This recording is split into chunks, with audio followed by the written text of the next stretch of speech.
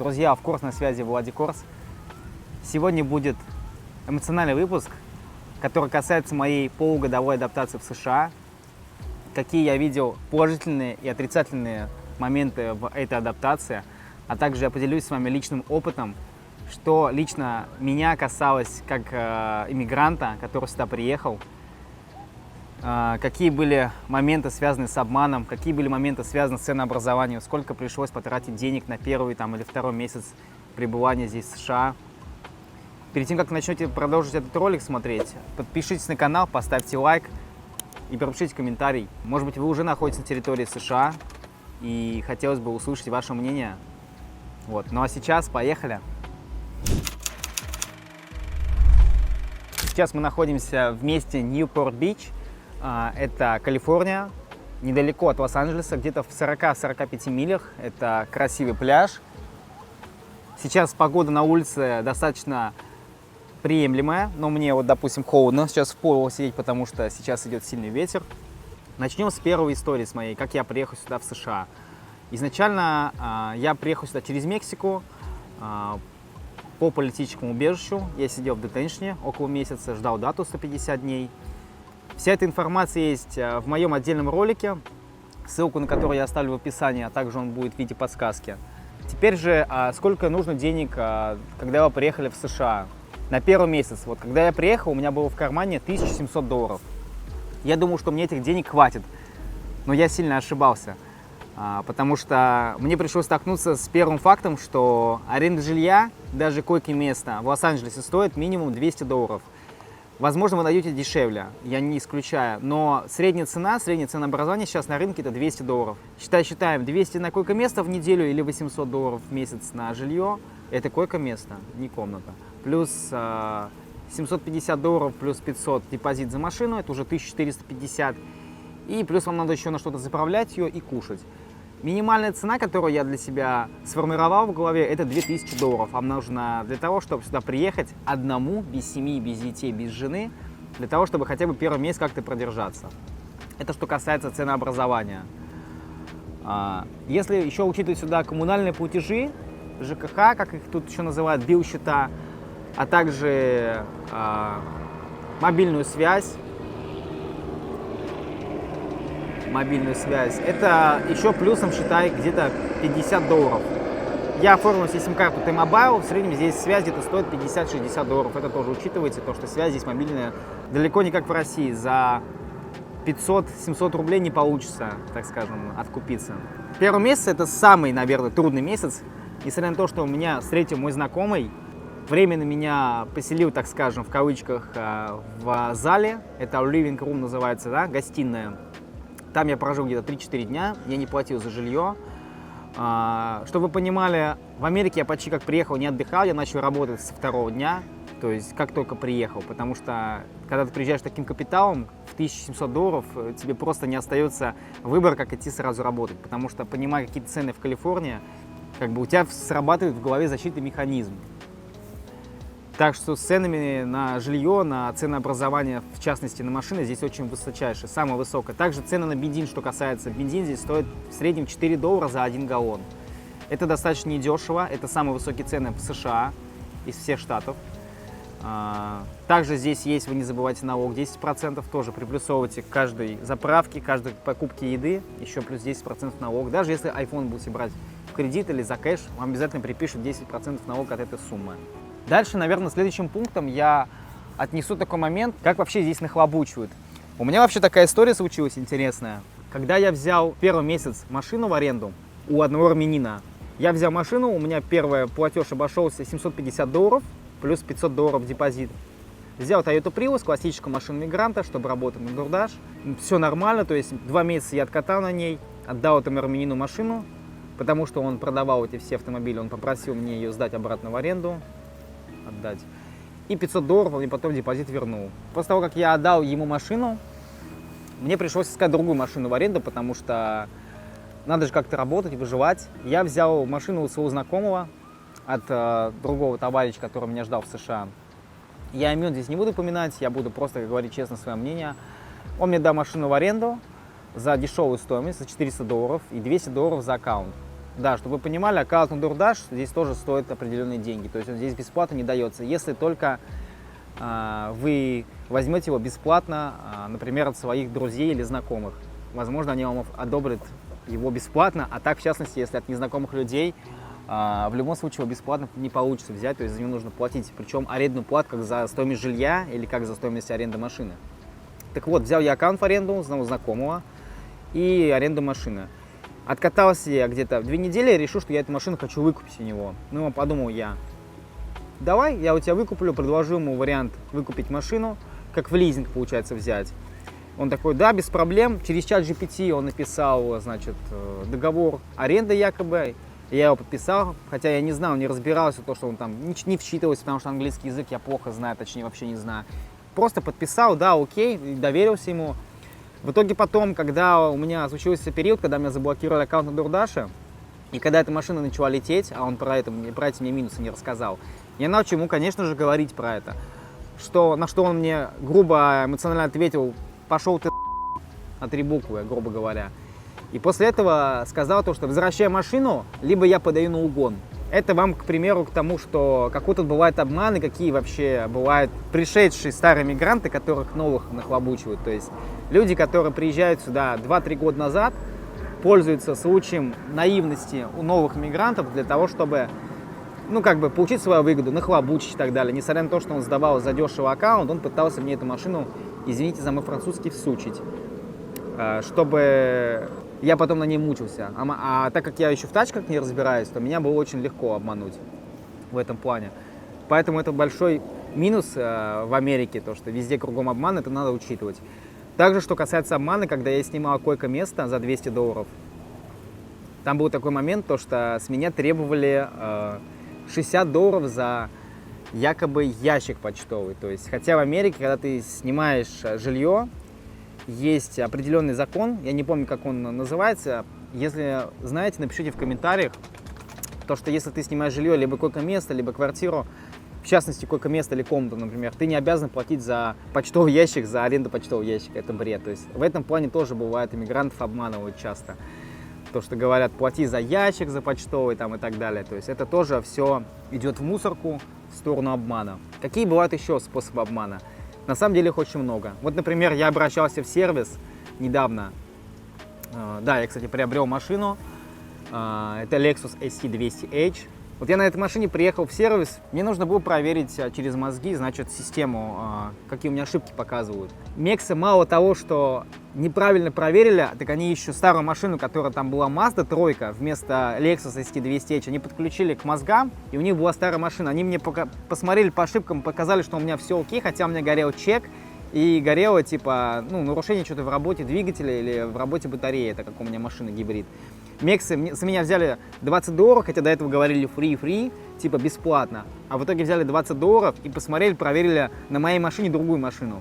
Это в частности к тому, что вроде как и обман, но вроде как и мексы бывают глупые, в частности. Я не обобщаю всех, я говорю, ну, свой личный пример.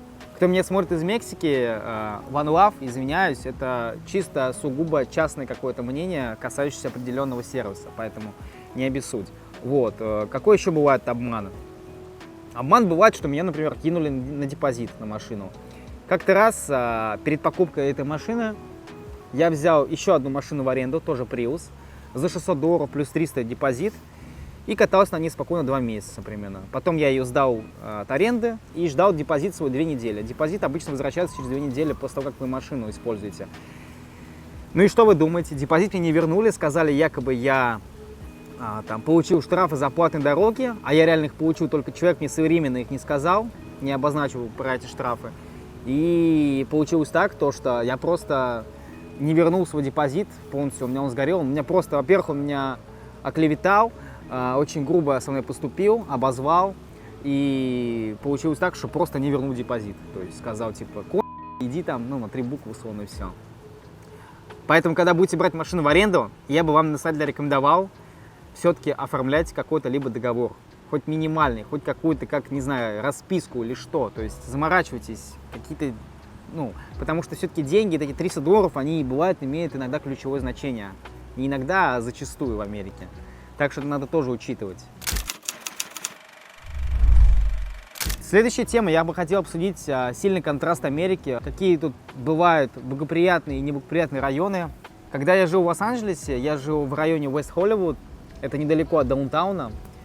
В самом центре даунтауна есть такой район, называется Скид-Роу, хотя вроде как это считается центр, да, Лос-Анджелес, достояние, но там вы можете встретить кучу палаток, людей как кемпинговой зоны, где люди просто-напросто живут там в этих палатках, там куча мусора, одни разбойные нападения возникают, то есть люди что-то жгут, что-то курят, какой-то и так далее. Сразу повторяю, наркотики это зло, не рекомендую, никого не призываю.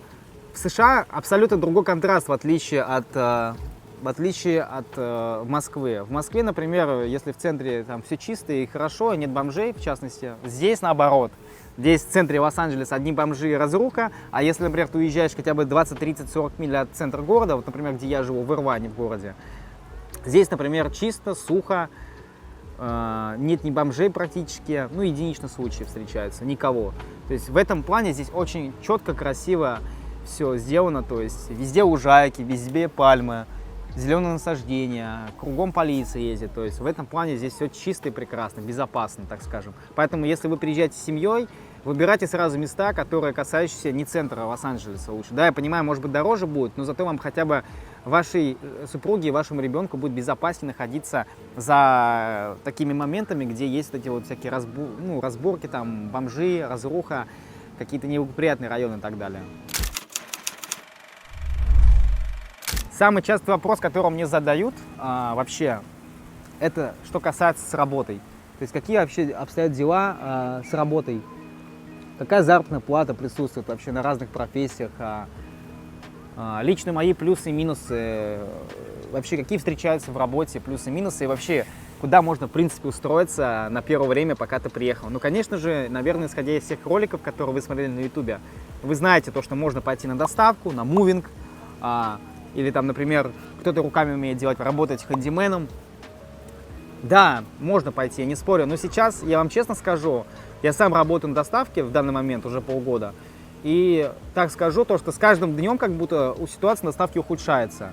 Вы можете посмотреть мой ролик, который у меня выходил на канале про DoorDash, я там оставлял подробный обзор, там все подробно указано, сказано, сколько я зарабатываю, где я работаю и так далее, какая обстановка сейчас на DoorDash.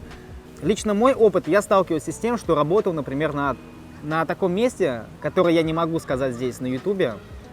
Я оставлю ссылку на свой телеграм-канал в описании, вот, потому что такое на YouTube нельзя говорить. Есть одна работа, возможно, я вам дам подсказку, Snoop Dogg оценит, кто молодое поколение, наверное, поймет. Там, в принципе, можно зарабатывать $200 в день. Если вы умеете что-то делать руками, можно работать пойти хэндименом. Хэндименом, в принципе, нормально платят, но, опять же, вам придется учиться, потому что здесь все по-другому, здесь не Россия, здесь другие электропередачи, есть понятие солнечной батареи, нужно работать на солнечных батареях, по-разному, здесь есть разные моменты. Коммуницировать нужно с американцами, с американками, для этого нужно хотя бы знать минимальный уровень английского языка, поэтому вам в любом случае нужно будет устроиться к какому-то хэндимену, найти человека, который будет выступать в роли как наставника или ментора, чтобы вы обучились у него за $20 в час примерно. Сейчас такая средняя ставка варьируется, где-то больше, где-то меньше. И уже после этого вы можете нормально зарабатывать. Хэндимены получают хорошо. Но опять же, сейчас тоже рынок труда просел, поэтому надо учитывать. Какие-то хэндимены зарабатывают, я слышал, $150-200 в день, а какие-то 500. То есть цены варьируются, поэтому надо понимать, исходя из этих аспектов. Вообще в Америке, я вам так скажу, очень важен нетворкинг. То есть, если, допустим, вы сюда едете, у вас какие-то есть хоть минимальные связи, вы можете устроиться хоть кем. Вам могут сдать аккаунт DoorDash, может быть, бесплатно. Или устроить вас помочь на мувинг. За примерно, сейчас на мувинге средняя ставка $16-17 в час по Калифорнии. Минималка прям, сейчас прочный минимум $16. Где-то и на мувинге примерно столько же платят. Нетворкинг в Америке очень важен, потому что с любыми связями вы можете устроиться, куда-то пробиться. Если у вас нет знакомых, вам будет в X100 раз тяжелее, особенно если вы едете с семьей. Что касается, кстати, семьи. Вот у меня есть живой пример. Я живу с семьей киргизов. Я живу в комнате в маленькой. У меня, значит, соседи, семья из киргизов. Там мужчина, ну, парень, девушка, и у них недавно родился ребенок. Парень работает на доставке, зарабатывает примерно в среднем там 6, может быть, $7 тысяч. Я не знаю, сколько точно, но сейчас думаю где-то 6. Девушка не работает, сидит с ребенком. Я вам так скажу, не хватает. Не хватает. Не хватает $6000 для того, чтобы обеспечить себя, девушку и ребенка. Даже несмотря на то, что им дают какие-то пособия, я в этой теме не силен, не буду углубляться, $6000 им не хватает для того, чтобы просто тупо даже нормально, знаете, комфортно жить. Я бы не сказал, чтобы прям выжить, но чтобы прожить. Но здесь в Америке должны работать 2 человека. Если не будет работать 2 человека, здесь просто нормально, комфортно, нереально жить. Я вам честно говорю, я вижу собственными глазами, убеждаюсь на собственном примере, то, что люди, которые здесь находятся, люди, которые здесь живут, с семьями очень, очень тяжело, в принципе, выжить. Поэтому это надо тоже учитывать. Америка — это не тот рай, как вы представляли себе в розовых очках, то, что здесь будет очень легко и так далее. Многие люди так думают, смотря картинку, мою картинку на влоге или на других ютуберов подписанных, смотрят то, что вот, приезжайте в Америку, здесь будет классно, у вас тут будут тачки там, туда-сюда, там бабки там на пальмах растут, там баксы, доллары, да. Но это все не так, ребят.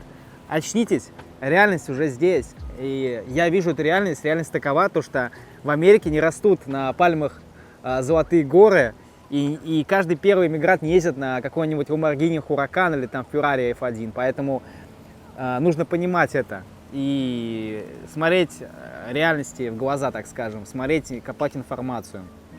Интересная тема, которую тоже хотел бы обсудить, это касательно отношений к русскоязычным иммигрантам. Как вообще здесь относятся к русскоязычным иммигрантам? В частности, не будем брать американцев, потому что вы сами понимаете, то, что в Америке, наверное, все-таки 1, 2, 3% своего населения настоящих коренных американцев, как и в Москве. Я бы сказал, неплохо. То есть не отлично, не херово, не нормально, а неплохо. Это зависит, наверное, от национальности человека. Вот, например, мексиканцы, они относятся достаточно дружелюбно к нам, к русским, потому что вы сами, наверное, знаете, кто историю читал, то, что у Америки и у Мексики была сильная очень в том веке война, жестокая. И Америка отняла у Мексики очень много процентов территории, и мексиканцы, когда здесь видят не американца, а русскоязычного, хотят приезжать сюда работать, они нормально к нам, лояльно относятся, потому что для них американцы больше враги, чем, не знаю, кто-то либо другие, там, или какие-то недружелюбные люди. Что касается других национальностей, французов, немцев и так далее, я их здесь не часто встречаю, поэтому ничего не могу сказать по этому поводу. Многие блогеры говорят, опять же, то, что настраивая русских на то, что здесь все шикарно, все хорошо, всем хорошо относятся людям. Не верьте, смотрите кучу видео, смотрите разные каналы, наблюдайте, мониторьте, потому что многие русские приезжают, разочаровываются, уезжают. Ну и хочу подвести итоги. Смотрите, если вы сильный, уверенный в себе человек, который стрессоустойчивый, который психологически подкован, допустим, ты один, да, или одна. Если вы очень устойчивы, много любите работать, вы прям такие хардворкеры, да, то есть прям трудолюбивые хардворкеры, здесь так называют американцы, русских типа, или там иммигрантов, хардворкинг, типа хардворкинг это типа трудолюбивый человек, то да, там вам можно будет поехать, но сразу говорю, будет тяжело. В зависимости, какой вы выберете путь, через Мексику или через туристическую визу. Через Мексику, конечно, сейчас очень тяжело и очень дорого попасть. Не буду здесь углубляться сейчас в финансовые траты, но это огромное количество денег. Это нужно учитывать, и это просто нереально тяжело психологически. Если вы готовы, если вы трудолюбивы, то welcome, как говорится, welcome to the America. Вот. Что касается, если вы едете с семьей лучше все-таки, опять же повторюсь, лучше, чтобы ехал один человек, например, супруг, изучить здесь всю ситуацию в стране или на местности. Опять же, важно выбирать очень сильно штат, в который вы поедете. Если вы выберете Калифорнию, вы должны понимать, что здесь самые дорогие цены, самые бешеные цены на жилье, на аренду, на бензин, на еду, да на все абсолютно. Конечно, еще зависит от того, где вы будете проходить суды, но если, например, вы выберете какой-нибудь там Северную Каролину какую-нибудь, например, даже, или там Майами, там и то дешевле. Как минимум там бензин дешевле, чем в Калифорнии почти в 2 раза, $2,5 за галлон. 1 галлон это 3,8 литра, то есть считайте. Это почти как, грубо говоря, это почти как в России, цена за литр сейчас там 68-70 рублей. В России где-то сейчас 60 рублей примерно на момент этого ролика. Поэтому эти моменты стоит все учитывать, лучше с семьей отправлять сначала мужей. Я не топлю за это, но опять же я вижу тенденцию, как это происходит здесь на территории США. Я надеюсь, друзья, я ничего не забыл вам рассказать про этот интересный выпуск, про мои полгода адаптации в США. Пишите свои комментарии, будет интересно почитать, возможно, вашу историю. Может быть, кто-то уже находится на территории США, меня смотрит. Вдруг будет интересно почитать вашу историю, как вы проходили эту адаптацию. Пишите свои комментарии, делитесь впечатлениями, ставьте лайки, подписывайтесь на канал. Вот. Я всех обнял. До встречи в дальнейших выпусках.